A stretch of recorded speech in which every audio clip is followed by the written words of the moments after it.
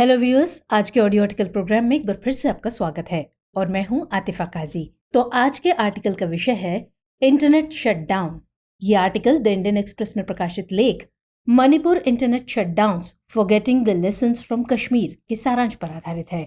इसमें टीम दृष्टि के इनपुट्स भी शामिल है और साथ ही ये सामान्य अध्ययन प्रश्न पत्र 2 के शासन खंड से जुड़ा हुआ है। तो चलिए आर्टिकल की शुरुआत करते हैं।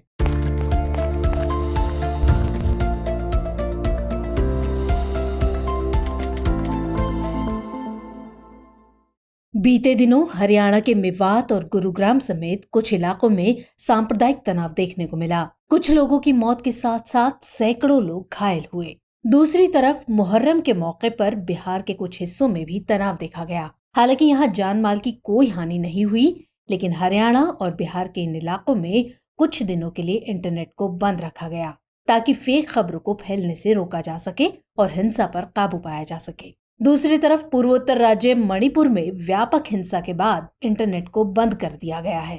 बीते 3 महीनों से वहां इंटरनेट सेवा बाधित है।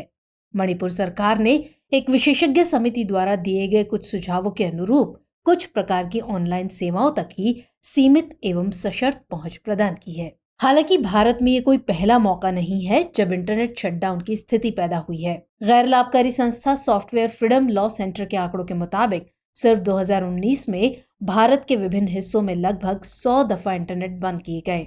बात चाहे कश्मीर से जुड़े अनुच्छेद 370 को कमजोर करने की हो या नागरिकता संशोधन अधिनियम पर हुए विरोध प्रदर्शन की, सरकार ने हिंसा की आशंका के मद्देनजर कई दफा इंटरनेट को बंद किया है। एक तरफ हिंसा को रोकने के लिए इंटरनेट शटडाउन को सरकार एक साधन के रूप में इस्तेमाल करती है, तो दूसरी तरफ इससे तमाम तरह के सवाल भी खड़े होते हैं। इंटरनेट सेवा ठप करने से मानवाधिकार से लेकर मौलिक अधिकार तक के हनन के आरोप सरकार पर लगते रहे हैं। वहीं इससे अर्थव्यवस्था को भी नुकसान पहुंचने के दावे किए जाते हैं। इससे दफ्तरों के काम तो बाधित होते ही हैं, सूचनाओं का आदान प्रदान भी ठप पड़ जाता है। डिजिटल युग में इंटरनेट पर निर्भर विद्यार्थी वर्ग को भी अपनी पढ़ाई का नुकसान उठाना पड़ता है। हालांकि सरकार का दावा है कि वो ऐसा किसी कानून के तहत कर रही है और ऐसा करने से उसे रोका नहीं जा सकता। अब ऐसे में हमारे लिए कुछ बातों को जानना जरूरी हो जाता है, जैसे कि इंटरनेट शटडाउन या डिजिटल ब्लैकआउट क्या है, इस मामले में भारत की स्थिति क्या है और इसके पक्ष और विपक्ष में क्या तर्क दिए जाते हैं। तो इन सवालों के साथ साथ हम इसके विकल्प के बारे में भी समझने की कोशिश करेंगे। लेकिन सबसे पहले इंटरनेट शटडाउन के मामले में भारत की स्थिति को समझते हैं। 2019 में जम्मू कश्मीर को विशेष दर्जा देने से जुड़े अनुच्छेद 370 को कमजोर करने के बाद वहां महीनों तक इंटरनेट बंद रहा। ये पाबंदी दुनिया भर में चर्चा का विषय बनी रही और इसके बाद भारत किसी भी क्षेत्र में सबसे ज्यादा दिनों तक इंटरनेट बंद रखने वाला देश बन गया।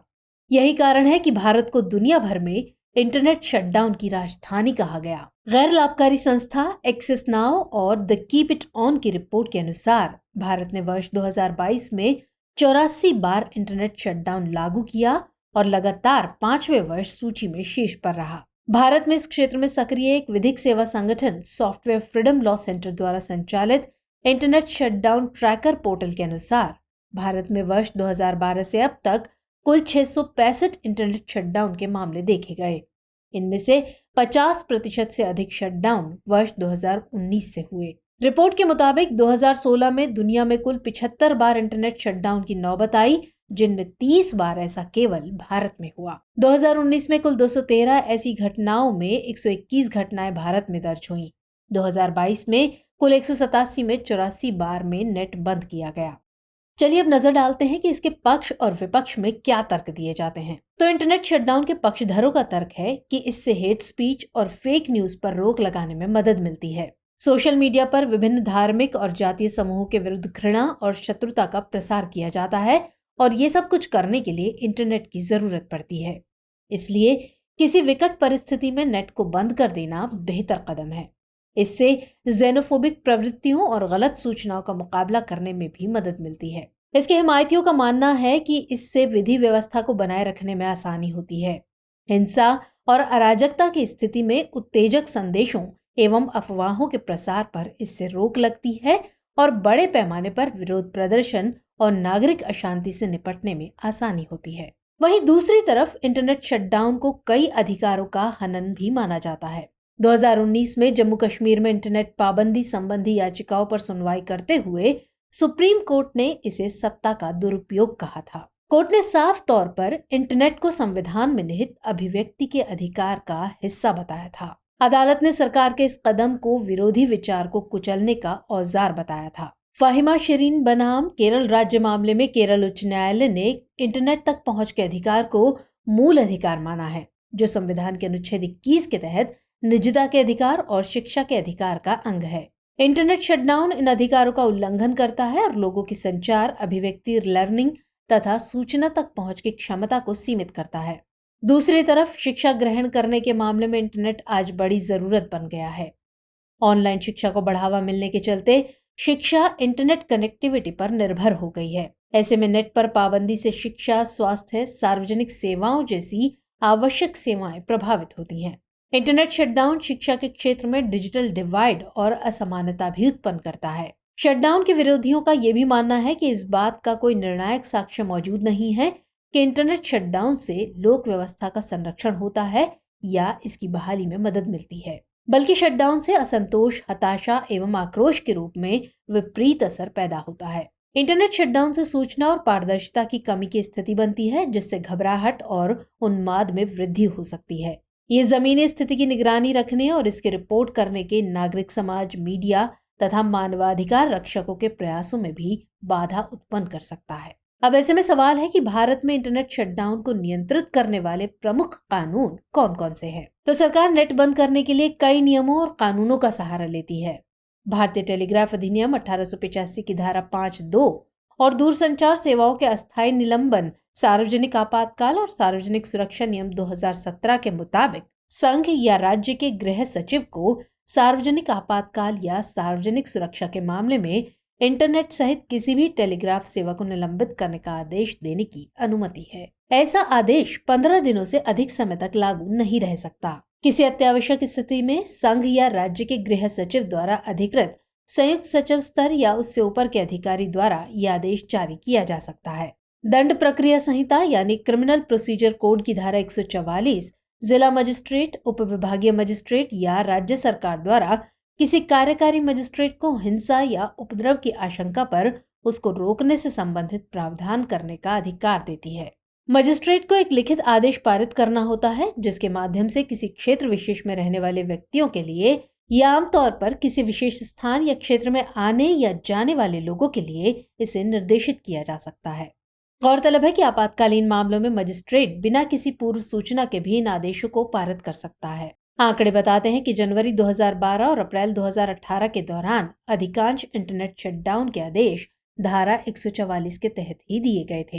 हालांकि धारा 144 में इंटरनेट शटडाउन के लिए कोई स्पष्ट प्रावधान नहीं है, लेकिन इंटरनेट शटडाउन संबंधी आदेश इस धारा की व्याख्या के आधार पर दिया जाता है। सूचना प्रौद्योगिकी अधिनियम 2000 की धारा 69(a) केंद्र सरकार को इंटरनेट पर किसी भी ऐसी सूचना तक पहुंच को अवरुद्ध करने का अधिकार देती है जिसे वो भारत की संप्रभुता, अखंडता, रक्षा, सुरक्षा या मैत्रीपूर्ण संबंधों अथवा लोक व्यवस्था या शालीनता अथवा किसी अपराध को उकसाने के लिए हानिकारक मानती है। हालांकि ये धारा केवल विशिष्ट वेबसाइट्स या कंटेंट को अवरुद्ध करने पर लागू होती है, न कि संपूर्ण इंटरनेट पर। अब सरकार के अधिकार के बाद ये भी समझना जरूरी है कि क्या वाकई नेट पर पाबंदी नागरिकों के अधिकारों का हनन है? तो असल में इंटरनेट शटडाउन एक ऐसा कदम है जिसकी दुनिया भर में आलोचना होती रही है। इसके पीछे काम करने वाली सरकारों की हमेशा ही निंदा की जाती है। इस डिजिटल युग में इंटरनेट पर प्रतिबंध से जीवन अस्त व्यस्त हो जाता है और लोगों के कामकाज ठप पड़ जाते हैं। जैसा कि हमने पहले ही जिक्र किया, केरल हाईकोर्ट ने इंटरनेट तक पहुंच को भारतीय संविधान के अनुच्छेद 21 के तहत निजता के अधिकार का हिस्सा माना। कोर्ट ने इंटरनेट को शिक्षा के मौलिक अधिकार और सूचना के अधिकार का एक हिस्सा बताया। कोर्ट ने कहा कि इंटरनेट शिक्षा के एक उपकरण के रूप में काम करता है और कोई भी अनुशासन का हवाला देते हुए इस पर प्रतिबंध नहीं लगा सकता। फहीमा शिरीन आर.के. बनाम केरल राज्य व अन्य मामले में याचिकाकर्ता का कहना था कि इंटरनेट के उपयोग पर प्रतिबंध संविधान के अनुच्छेद 19(1)(a) के तहत बोलने और अभिव्यक्ति की स्वतंत्रता के मौलिक अधिकार का उल्लंघन है। कोर्ट ने एस. रंगराजन और अन्य बनाम पी. जगजीवन राम मामले 1989 में सुप्रीम कोर्ट के फैसले का हवाला देते हुए कहा कि अनुच्छेद 19A के तहत मौलिक अधिकार के अंतर्गत दी गई स्वतंत्रता केवल अनुच्छेद 19(2) में उल्लिखित उद्देश्यों के लिए ही प्रतिबंधित की जा सकती है। इसके तहत प्रतिबंध को आवश्यकता के आधार पर उचित ठहराया जाना चाहिए, न कि सुविधा या शीघ्रता के आधार पर। संयुक्त राष्ट्र के मानवाधिकार परिषद ने भी पाया है कि इंटरनेट तक पहुंच का अधिकार एक मौलिक आजादी है और शिक्षा का अधिकार सुनिश्चित करने का एक उपकरण है। एक ऐसा नियम या निर्देश जो छात्रों के इस अधिकार को छीनने की अनुमति देता है, वो कानून की नजर में सही नहीं हो सकता है। इस मामले में कहा गया कि मोबाइल और ब्रॉडबैंड इंटरनेट शटडाउन महिलाओं, लड़कियों और हाशिया समूहों को दूसरों की तुलना में अधिक प्रभावित करते हैं। इंटरनेट, ब्रॉडबैंड और मोबाइल इंटरनेट सेवाएं भारत के सभी क्षेत्रों के लोगों के लिए एक जीवन रेखा हैं। इंटरनेट निश्चित रूप से सूचना एवं संचार और सोशल मीडिया तक पहुंच का एक मुख्य स्रोत है। इंटरनेट लाखों शहरी और ग्रामीण लोगों के लिए परिवहन की सुविधा प्रदान करता है। ये उन लोगों तक स्वास्थ्य देखभाल पहुंचाने का एक जरिया है जो ऑनलाइन स्वास्थ्य सेवाओं का इस्तेमाल करते हैं। ये हजारों छोटे और व्यक्तिगत स्वामित्व वाले उद्यमों के लिए व्यवसाय का एक साधन है जो अपने उत्पादों और सेवाओं को ऑनलाइन बेचते हैं, विशेष रूप से महिलाओं और उनके लिए जो घरों में रहकर काम करते हैं। अंतर्राष्ट्रीय स्तर पर इंटरनेट तक पहुंच का अधिकार मानव अधिकारों की सार्वभौमिक घोषणा के अनुच्छेद 19 में निहित है, जिसमें कहा गया है कि हर व्यक्ति को राय और अभिव्यक्ति की स्वतंत्रता का अधिकार है। अब इन सब मुद्दों के बाद ये सवाल है कि ऐसे में आगे की राह क्या हो। तो ब्रुकिंग्स इंस्टीट्यूट द्वारा जारी एक रिपोर्ट के मुताबिक भारत को वर्ष 2016 में इंटरनेट शटडाउन के कारण तकरीबन 968 मिलियन अमेरिकी डॉलर का नुकसान हुआ था। विभिन्न अध्ययनों से पता चला है कि इंटरनेट शटडाउन से दैनिक जीडीपी का 0.4 से 2% तक का नुकसान होता है। Indian council for research on international economic relations के एक अध्ययन के अनुसार 2012 से 2017 के दौरान देश में इंटरनेट बंद होने के कारण भारतीय अर्थव्यवस्था को 3 बिलियन अमेरिकी डॉलर का नुकसान होने का अनुमान है। इस दौरान भारत में कुल 16,315 घंटे के लिए इंटरनेट बंद किया गया था, लेकिन इंटरनेट पर पाबंदी के अपने फायदे भी हैं। सरकार द्वारा इंटरनेट पर पाबंदी के फैसले को संदेह की निगाह से नहीं देखा जाना चाहिए। हालांकि सरकार के इस कदम को संवैधानिक अधिकार को कम करने के तौर पर देखा जाता है, आरोप लगाया जाता है, लेकिन कई मौकों पर सरकार का यह फैसला सही भी नजर आता है। अब अगर मणिपुर या हाल ही में मेवात में हुए दंगों के दौरान इंटरनेट बंद नहीं किया गया होता तो शायद हिंसा की स्थिति और भी विकराल हो सकती थी।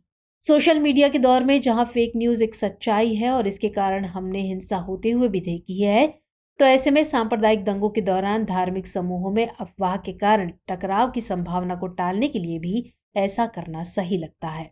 इसमें कोई दो राय नहीं कि राज्य हित में सुरक्षा महत्वपूर्ण है, क्योंकि इसके बिना हम अपनी आज़ादी का इस्तेमाल नहीं कर सकते।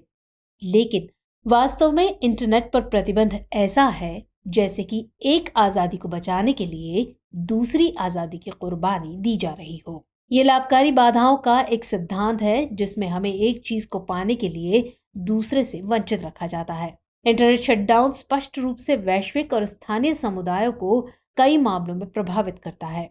इसलिए जरूरी है कि नेट को बंद करना सरकार का प्राथमिक कदम ना हो, बल्कि सरकार को दूसरे विकल्पों पर भी विचार करना चाहिए। तो चलिए चर्चा को विराम देते हुए नोट कर लेते हैं आज का सवाल।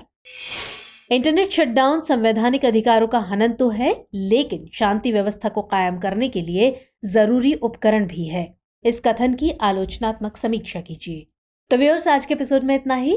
आपको हमारा एपिसोड कैसा लगा कमेंट सेक्शन में जरूर बताइएगा। मिलेंगे अगले कार्यक्रम में किसी और खास विषय के साथ। तब तक के लिए जय हिंद।